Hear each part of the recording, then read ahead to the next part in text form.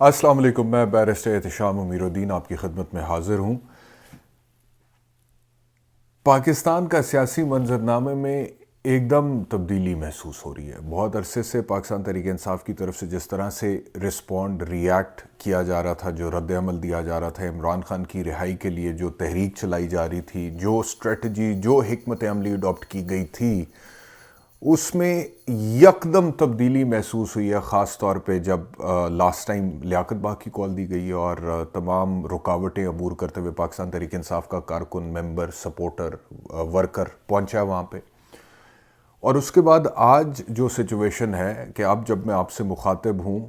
خبر یہ ہے کہ بہت بڑی تعداد میں پاکستان تحریک انصاف کے ورکرز، کارکنان، سپورٹرز، عمران خان کے چاہنے والے ڈی چوک اسلام آباد میں پہنچ چکے ہیں۔ ان تمام تر رکاوٹوں کو، کنٹینرز کو، خندقوں کو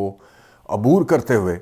جو کہ حکومت وقت نے ان کے راستے میں بچھائی تھی، اور راستے میں جھڑپیں اور پتھراؤ اور یہ سارا کچھ ہوا ہے۔ 9 مئی کے بعد لگتا یہ ہے کہ آج پاکستان تحریک انصاف واپس اپنے اسی موڈ پر آئی ہے جس موڈ پر 9 مئی سے پہلے چل رہی تھی۔ یعنی کہ جب 9 مئی نہیں ہوا تھا،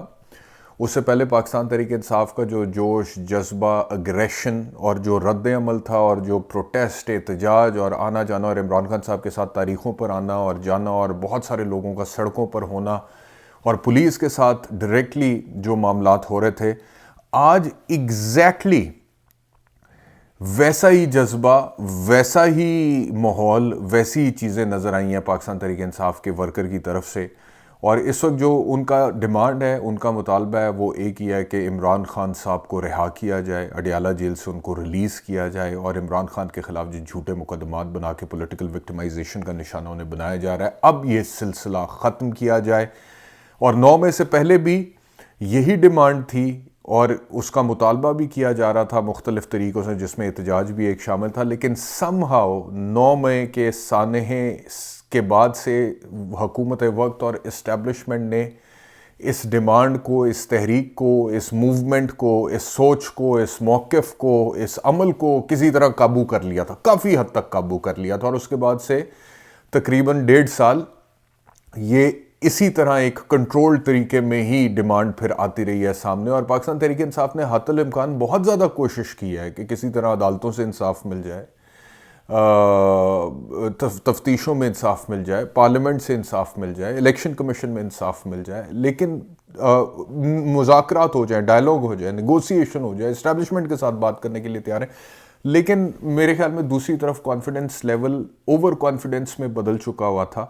اور ان کو یہ لگ رہا تھا کہ اب تو یہ کچھ کر ہی نہیں سکتے، اب تو ہم نے طاقت کے زور پر ان کو قابو کر لیا، لیڈر ان کا پکڑ لیا، وہ جیل میں ہے، اس کے اوپر مقدمات ہیں، وہ اس کو رہا نہیں ہونے دینا، اگر ضمانتیں ہوتی بھی ہیں، کیسز ختم بھی ہوتے ہیں، اور زیادہ کیسز بنا دیں گے، مزید ضمانتوں کی ضرورت پڑے گی۔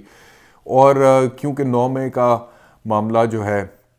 وہ ایک خاص طریقے سے ہم اس کو ہینڈل کر چکے ہوئے ہیں، تو اب اس خوف میں پوری پارٹی، پوری جماعت، ورکر، کارکن مبتلا ہے، تو اب اس طرح سے کوئی بھی باہر نہیں نکلے گا، اور اگر نکلے گا تو اسے اسی طریقے سے ڈیل کریں گے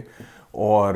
اس کو پکڑ کے جیل میں ڈال دیں گے۔ اور وہ خوف کافی دیر تک قائم رہا ہے، لیکن آج لگ رہا ہے کہ پاکستان تحریک انصاف کا ورکر، پاکستان تحریک انصاف کا کارکن، عمران خان کا ووٹر سپورٹر، عمران خان کا چاہنے والا آج خوف سے باہر آیا۔ وہ جو 9 مئی کا خوف تھا، جو وہ خوف کا بت بنایا گیا تھا، آج اس کو توڑا گیا ہے، کیونکہ سیم وہی مناظر ہیں جو 9 مئی سے پہلے کے ہوتے تھے، جب پاکستان تحریک انصاف ڈی چوک پہنچنے کی کوشش کر رہی ہوتی تھی، جب عمران خان صاحب جیل میں نہیں ہوتے تھے۔ اور یہ بہت بڑی بات ہے کہ عمران خان صاحب کے جیل میں ہوتے ہوئے، اور 1 سال سے اوپر ہو گیا ان کو جیل میں بیٹھے ہوئے، اور اس کے باوجود بھی ان کی ایبسنس میں، ان کی لیڈرشپ، ڈائریکٹ لیڈرشپ یا فزیکل لیڈرشپ کی ایبسنس میں، باہر ان کا ورکر اتنا آرگنائزڈ ہے اور اتنا چارجڈ ہے اور اتنا پروٹیسٹ کے اوپر آمادہ ہے کہ وہ ڈی چوک کسی نہ کسی طریقے سے پہنچ گیا۔ اور اس میں سرٹنلی علی امین گنڈاپور جو چیف منسٹر کے پی کے ہیں، ان کا بھی بہت بڑا کردار ہے، کیونکہ ان کے بھی کچھ میں دیکھ رہا تھا ویڈیو فوٹیجز، جس میں انہوں نے گریبان کے بٹن کھول کر کہا گولی مارنی ہے تو سیدھا میرے سینے پر مارو، اور اس کے علاوہ انہوں نے یہ بھی کہا کہ جب تک خان صاحب حکم نہیں دیں گے تب تک ہم ڈی چوک کی طرف بڑھتے چلے جائیں گے۔ اور اس چیز کو روکنے کے لیے جو حکومت نے کوششیں کی، اس میں دفعہ 144 کا نفاذ بھی ہے، اس میں موٹر وے جو اسلام آباد کو جاتی ہے اس میں باقاعدہ طور پہ خندقیں کھودی گئی ہیں. آپ وہ ویڈیوز دیکھ چکے ہوں گے، خندق باقاعدہ کھودی گئی ہے. خندق سے ہمیں تو کچھ اور ہی یاد آ جاتا ہے، لیکن بہرحال that was very surprising for me کہ جی یہ والا حربہ بھی استعمال کر رہی ہے یہ حکومت. خندق کھودی گئی. اچھا جی، سڑک پہ کیل رکھے گئے تاکہ گاڑیوں کے ٹائر پنکچر ہو جائیں پورے اسلام آباد اور ارد گرد کے ایریاز میں، اور سیل فون سروس مکمل طور پہ بلاکڈ کر دی گئی. کنٹینرز لگائے گئے اور باقاعدہ طور پہ ویلڈنگ کر کے جوڑ کے کنٹینرز لگائے گئے. جھڑپیں اس کے باوجود جتنے بھی جہاں پہ پولیس تھی وہاں پہ ہوئی ہیں.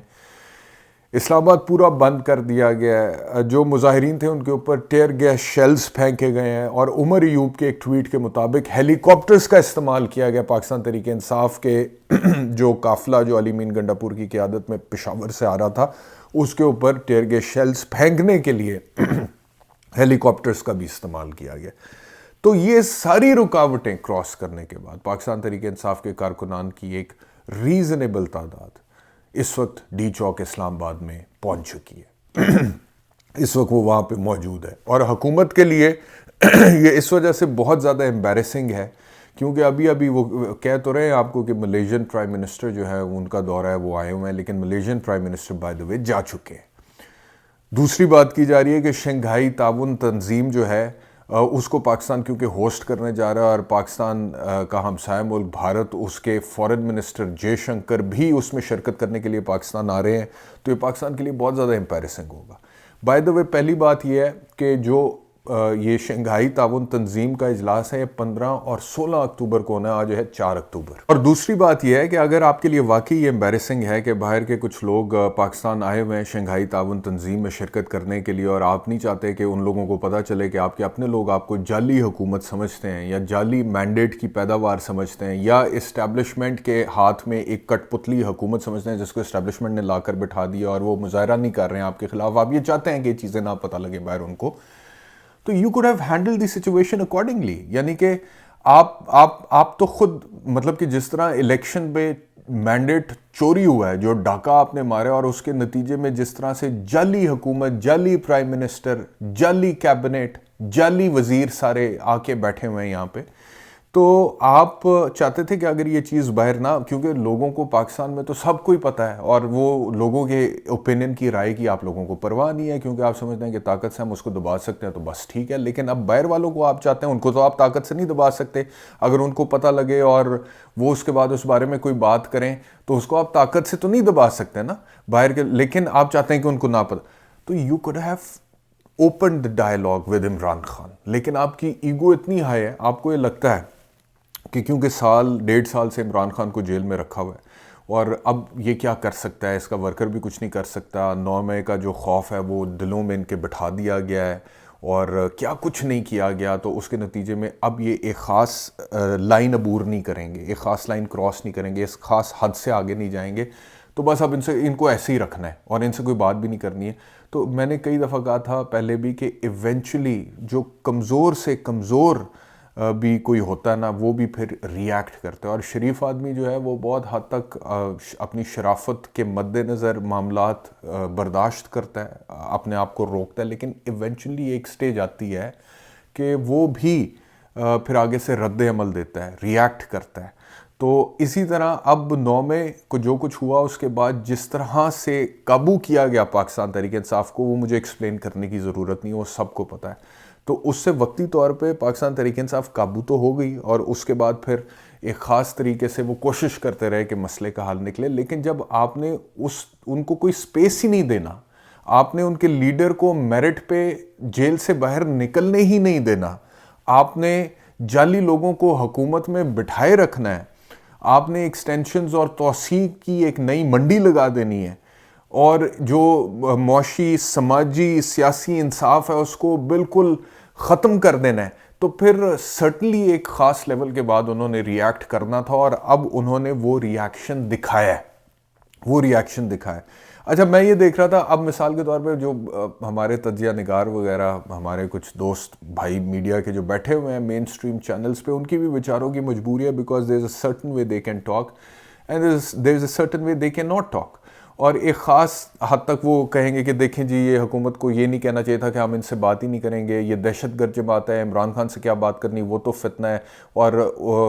لیکن پی ٹی آئی کو بھی تو خیال کرنا چاہیے, اور خان صاحب کو خود خیال کرنا چاہیے تھا کہ موقع ایسا ہے کہ ملیشین پرائم منسٹر آیا ہوا تھا اور جی جے شنکر نے بھی آنا ہے اور شنگھائی تعاون تنظیم کا اجلاس بھی ہونا ہے, تو وہ خود گریس دکھاتے اور وہ احتجاج کی اس کال کی تاریخ بدل دیتے. یہ کہا جا رہا ہے, اکثر لوگوں کو میں نے یہ کہتے ہوئے سنا. پہلی چیز تو یہ ہے کہ ہو سکتا ہے کہ عمران خان سے جا کے بات کی جائے تو وہ واقعی گریس دکھائے اور کہے کہ جی ٹھیک ہے, لیکن کوئی بات تو کرے عمران خان سے جا کے. آپ تو یہ ماننے کے لیے تیار ہی نہیں ہے کہ عمران خان جو ہے وہ کوئی پولیٹیکل پاور ہے. آپ تو سمجھتے ہیں کہ وہ ایک فتنہ ہے, آپ تو سمجھتے ہیں کہ وہ ایک آپ کا سیاسی حریف ہے جس کو آپ ختم کرنا چاہتے ہیں, تو وہ کسی طرح بس اس کو ختم یا دبا دیا جائے یا سپریس کر دیا جائے, اس کے وجود کو تسلیم کرنے کے لیے فی الحال آپ رضامند نہیں ہیں. تو آپ جا کے اگر بات کریں, ڈائلاگ کریں, کیونکہ پاکستان تحریک انصاف والے نے تو ڈائلاگ کرنے کی عمران خان نے کوشش کی تھی, ٹاسک بھی دیا علی مین گنڈاپور کو, لیکن ایونچولی جب انہوں نے دیکھا, اور یہ سٹیٹمنٹ ہے عمران خان کا کہ جی ہمارے ساتھ دھوکہ کیا ہے اسٹیبلشمنٹ نے, تو اس کے بعد اب مذاکرات کے راستے بند ہیں, تو اس کے بعد اب وہ اس پہ آئے ہیں, اس روٹ پر آئے ہیں. تو اب اگر آپ کو لگ رہا ہے کہ یہ روٹ صحیح نہیں ہے ملک کے لیے, قوم کے لیے, پاکستان کی انٹرنیشنل کمیونٹی کے سامنے ریپوٹیشن کے لیے, تو آپ مذاکرات کا راستہ دوبارہ ہموار کر سکتے ہیں. لیکن آپ ابھی تک اپنی طاقت کے نشے میں چور مست بیٹھے ہیں کہ نہیں ہم اسی طرح ان کو کرش کر دیں گے اور بات کرنے کی ضرورت نہیں ہے. تو اب وہ جو ریزسٹنس ہے احتجاج کے حوالے سے وہ اور زیادہ کھل کے سامنے. اور دوسرا وہ جو دوست ہمارے میڈیا پہ بیٹھ کے کہتے ہیں کہ عمران خان کو چاہیے کہ تھوڑی گریس دکھائیں موقع کی مناسبت سے,